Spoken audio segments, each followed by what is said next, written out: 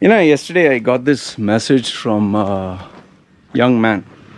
Okay, I get quite a number of young men from India or Europe or wherever, and they send me messages. They want my advice on love, relationship, suicide, this, that, so many things. Okay, fine. So this young man wanted a career advice, and this is what he said. He wrote, Loy, my father treats me like shit. Okay, my mother doesn't respect me at all. Okay, my friends don't talk to me. Okay, my ex-colleagues, they ignore me. Okay, and he went on complaining, ranting, and market is bad and this and that. Finally he told me, I'm not getting a job anywhere. Okay, I'm not getting a job. Can you help me? What is your advice? So I said, you're not getting a job anywhere? He said, no. You're not getting anything? He said, no. I said, okay, I have a simple solution for you. He said, yeah, tell me.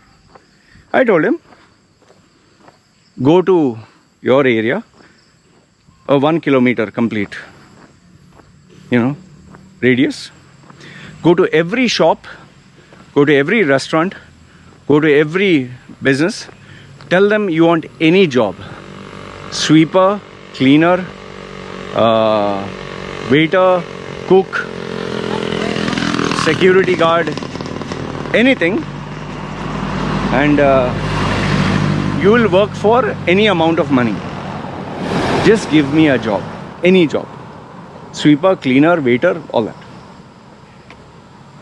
So when I told him that, sweeper, cleaner, waiter, security guard. No, Mr. Loy, I can't do that. I asked him why. He's saying, I'm a BCom graduate. He's saying, I have respect in society. What will society say? What will my friends think of me? What will parents think? What will this and that? And how can I do that? So I said, okay. Don't bother about them. No. Then he gave me the bullshit. My father will not allow. I said, okay, fine. He was telling me my father's respect will go down. I said, fine, then go tell your father whatever job he gives you, if he disagrees with this, whatever job he gives you, you will work for whatever salary. He kept quiet. He didn't say a word. Thank you, sir. Bye. Okay. Now, for this young man, working as a sweeper, cleaner, dishwasher, waiter, all that, was below his prestige. Because he's BCom educated in India. BCom. Bachelor of Commerce. I didn't bother to tell him. But I worked as a waiter for, I think, $150 a month. 10 to 12 hours standing in a coffee shop. The exact place was where this, it was in Dera. The band was El Ranchos. I used to work, I can't get the name of this hotel. It was El Ranchos. I used to work in a coffee shop near El Ranchos. $150 a month, 10 to 12 hours a day. Okay, I used to work there. And the tips I used to get was sometimes $1, half a dollar. Okay. I worked as a bellboy. It was opposite El Dorado Cinema in Abu Dhabi. This is when I was 16. I ran away from home because it didn't work out. I was pissed off and I was working as a bellboy. Bellboy, you have to wear, the bellboy cap and this and that. And I used to open the door. Morning, ma'am. Morning, sir. They used to come in. And if I see anyone with the luggage, run there, pick up the luggage. And they used to give me same $1, $2. If I was lucky, maybe $5 from someone rich. Many luggages. And put it in that trolley and push. And I remember those days they used to put me in the night shift. Dead man shift. Fuck. The problem with that shift was there was no food. They would only give you food, the mess, for people who worked in the daytime. So I used to end up with no food, and I used to go to the kitchen, banquets. After they would clear the banquets, the food they would throw, chicken tikka masala and good food kept on the plate. Guests used to leave. I used to take the chicken pieces, kebab pieces in a silver foil, boiled egg, you know, water they would drink in the Masafi small bottle. I used to take the water, pour it in a bottle and take this. And obviously before leaving, the security guard checks you. I showed him, this is just food I'm taking. He used to, okay, keep it hidden in the bag and go, because you're not allowed to take from the hotel. And there us to eat hungrily. I did the same when I went to Dublin, Ireland. I was in the cinema hall in Dublin, Clondalkin. It's a village. There was a shopping mall, the only shopping mall that was there. There was this cinema hall. They call you domestic engineer. Domestic engineer is a term for cleaners, and they don't want to call you a cleaner and all that. So I used to serve nachos and Coke and bottle, Coke means Pepsi, Cola, Coca-Cola I think it was there. And you know, burgers and all that. Sorry, popcorn. Burgers, hot dogs, not burgers. And the other thing was cleaning the cinema hall of popcorns and this thing. And sometimes it was the toilets. Thankfully the toilets were clean, always clean. But still you have to spray with Dettol, wipe it clean and keep it spick and span. You'll not believe, I've done all these jobs, man. And 2011, you know, after my suicide attempt, when I came back to UAE, imagine at the age of 36 in Dubai, I was a driver. Driving a pickup truck with big, I had to carry heavy boxes, and I still remember that day. And that time my girlfriend, I said, let's go for food. And when she came and sat down in the car, I broke down and cried. I said, I'm a pickup driver. I cried, I sobbed. Whew. I said, don't you feel ashamed? You're working for a multinational company, I'm a driver. Because, you know, I was a guy who drove a Lexus, 4-wheel drive, and now as a driver. But over the period of time, no, these experiences make you a man. They build character. You know, in my group, when I shared this incident, they were, to my surprise, so many of them, some of them very rich and successful, each one chimed out, Loy, I has to work as a welder. And this is not like working in the West. When you work in the West, you get paid, you know, a very high job. In Canada and all that, it's a trader's job. You get paid sometimes even $100 an hour. You're talking of India, a welder gets $100 a month. Okay, let that sink in. $100 a month for working in the sun. So they worked as welders, some worked as waiters, some worked as coolie. You know, coolie, coolie is the guy who takes the luggage from the railway. People bring heavy luggage, they'll carry it. I mean, that guy was earning what? Maybe $80 a month. And today is rich and successful. Really rich, millionaire. So this builds character. This makes you a man. I get so many people who comment under my video, hey, unemployed, no, what? Uneducated bum, half naked, looks like a beggar.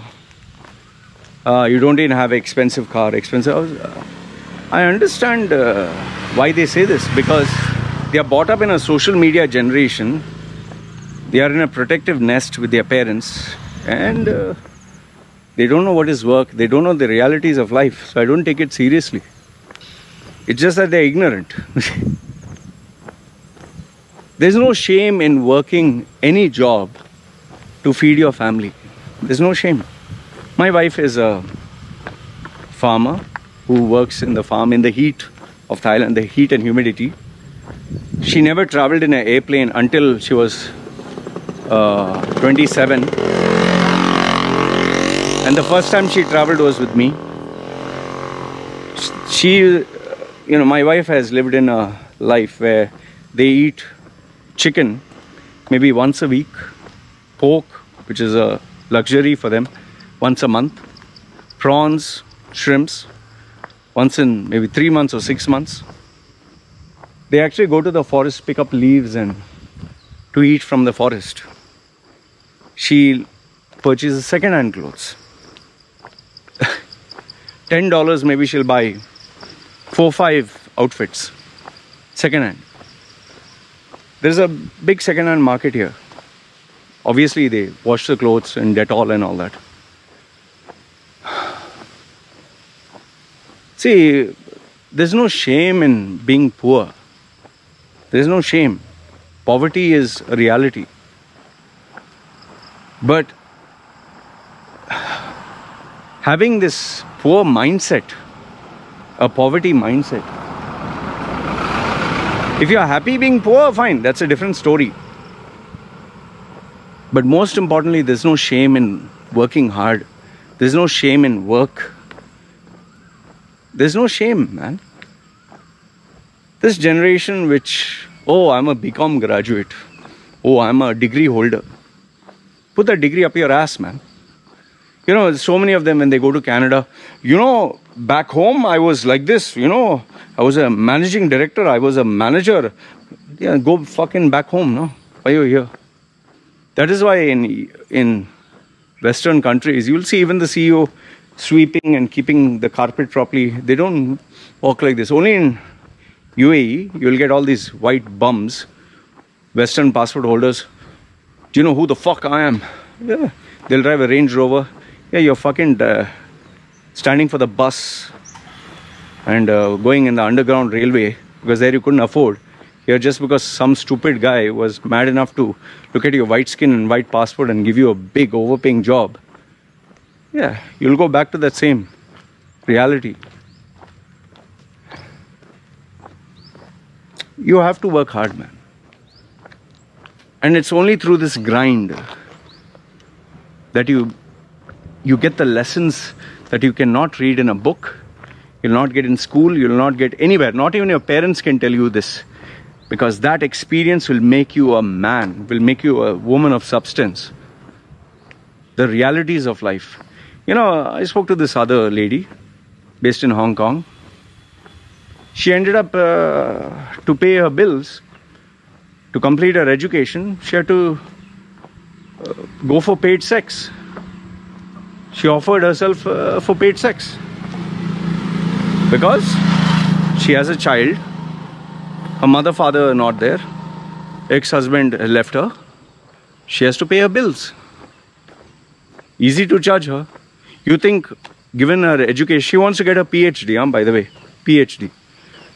Given her this thing, she could say, I'm a master degree holder. I'm educated. How dare you? No. She did whatever it took to reach her goals. I worked cleaning toilets. People make fun of me. There's one guy, Gordon Miller on YouTube. He said, Loy, who's a toilet cleaner, this is not me, this is him. He's making fun of me. It's okay, I'm not ashamed. I was poor. I was a toilet cleaner. I was a waiter. I was a dishwasher. I was a bellboy. I'm very proud. And I'll make my daughter also work these menial jobs that builds character. I'll make her stand in the sun. Let her suffer. That will build character. Sitting in an AC, this thing, comfortable job, WhatsApp and chatting and computer screens and virtual world. What character? And I'll tell you, I used to get paid for 8 hours of work, 7 hours official work, 1 hour break. I used to work another 8 hours for free. I'm not joking. I used to work 8 hours for free. Why? Because I wanted the management to know I am hardworking for success. If I'd finished my work, I would do someone else's work. If there's a break for 1 hour, sorry, 45 minutes and then 15 minutes. If there was a break for 45 minutes, I would take 10-minute break and go back to work. I would actually go to my boss. What is this guy making this big sound? I don't know, is he coming here? Yeah, he's racing. I would actually finish my work, and then, you know, the other guys and girls in my department, they would sit down and they would talk about the movies and this and that. And I would go to my boss, my superior, and tell him, sir, I finished the work. Can you give me some more work? He would be like, what? You look at me strange, because that was not the way people behaved. If I had finished, let's say, cleaning the area where they would serve nachos and, you know, that Dublin job where I was working in the theater, serve nachos and Pepsi and finish cola and clean up that area, I would actually go to the manager and say, please, can you give me some more work? I want to learn. He would put me in accounts department. He would put me in the call center. He would put me back end, front end. Oh, I got 4 promotions in the span of 3 months, including a raise. And then obviously, because jealousy grew, they ganged up together and claimed some fucking they were going to sue me for misbehaving and all that shit. So that's another story in itself.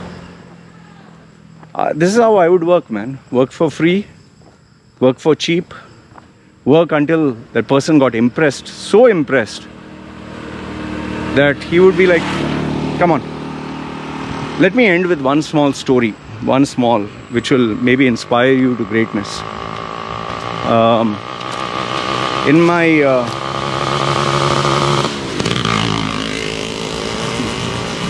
my previous company, where I worked as a marketing manager, I was close to the CEO, very close to the CEO. He was like my mentor. So what had happened was, this time he employed a couple of Nepalis, okay, Nepali young men. So he filled up engineering and, you know, technical side and all that. And then there was one last vacancy, which was for an office boy. Okay, an office boy, you just serve tea, coffee and all that. So all these people who were given jobs, they came there, you know, normal shirt and jeans and all that. And then obviously they were giving a uniform for the people who worked on the technical side. For this guy who was an office boy, there was no uniform as such. He just had to wear shirt and trouser, jeans or whatever. But this guy came to work wearing a full suit. Actually, a full suit and tie. And everyone looked at him and laughed. They, what the hell, man, you're looking like a manager, and everyone laughing. So I looked at him, I was wearing a suit, and my boss looked at him, my boss was wearing a suit. Everyone else wears shirt and tie. But this guy is wearing a suit and jacket. So the first day we saw him work, he worked very well. In fact, everyone, when the bell rang, you know, time is up, everyone ran off. He continued work until he was the last person to leave. He did this for nearly a few days. My boss one day called me to the office and said, listen, this guy you recruited, what is he? I said, he is an office boy. He said, have you noticed how he dresses up? I said, oh, everyone noticed. Many of them are making fun of him. He said, yeah. He said, what about his work? I said, he really works. He doesn't take rest. He's always, you know, literally trying to figure out what is there. He knows when I want something, he brings the tea, coffee. He doesn't even wait for me to ask. So yeah, same thing he does with me. So he does the same with all the departments. I said, oh, okay. You'll not believe what my boss did. My boss said, okay, what is his salary? I said, I think 1,200. He's saying, call the accounts manager. Called him. He said, how much is his salary? 1,200. He said, okay. Make his salary 1,500. From office boy, changes his designation to front office staff. And from now, he'll not serve tea, coffee. Get somebody else. Just imagine. Just imagine that. Unbelievable, right? In fact, let me give you one last story before we wind up. I don't know if this will inspire you. But this also actually happened. I was in this company, its name is MTech. EMTECH. MTech, yeah. It was in Dubai. I think their offices are still there, MTech Computers. The owner of this company, his name is Vijayan. Kind of a known friend. Those days. It's not a friend anymore. I'll not tell you why, but anyway. So we were conducting an interview, my style. He had appointed me as marketing manager. And it was me during my immature days, I would say. You know, egoistic, proud and all that. So I was taking a group interview of all these people. And lo and behold, this guy, he came in. Okay. Should I tell you the full story?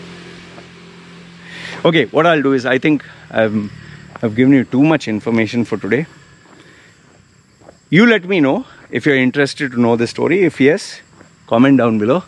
I'll make a separate video. The reason being is not just to get you to comment. It's because the story will take time. I want to explain it properly. So if you're interested to listen to this story, comment down below. It's anyway late, becoming dark. I'll make a separate video and I'll share this actually happened.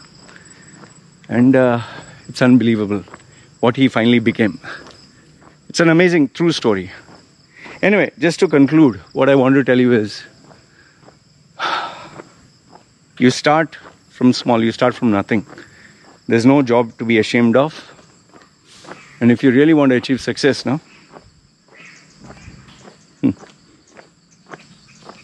keep your ego, keep your pride, keep your arrogance aside. Only then you'll succeed. Anyway, this is me concluding. It's become dark. It's late now, 6. And yeah, if you want to know this full story, real story, comment down below. Okay? Hey, doggy. Doggy. Doggy. Okay, and see. There's one doggy, another doggy. Both these doggies want my attention. See. Hey, doggy. Nice doggy. Nice doggy. Nice doggy. See, friend. Yeah, that's all a family. Yeah, yalla. Take care, guys. See you.